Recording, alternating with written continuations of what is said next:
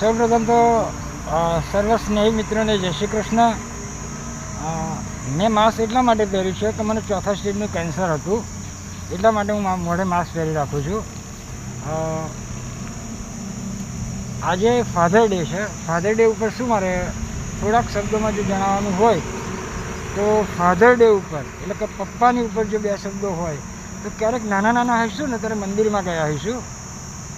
મંદિરની અંદર જ્યારે બહુ જ ભીડ હશે અને ખભે પર બેસાડી અને જ્યારે આપણો બાપ આપણને ભગવાનના દર્શન કરાવતો હોય ત્યારે એટલું સમજવાનું કે જગતના તાતને દર્શન કરાવતો કોઈ હોય તો એ છે મારો બાપ.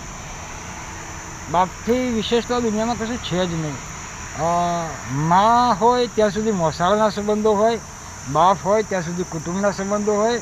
જ્યારે બાપ નથી હોતો ને ત્યારે આખી દુનિયાના વાયરા હોય છે માણસને. જે મેં અનુભવ્યું છે, મેં સ્વીકારેલું છે, કારણ કે બાપથી વિશેષ આ દુનિયામાં કશું છે જ નહીં.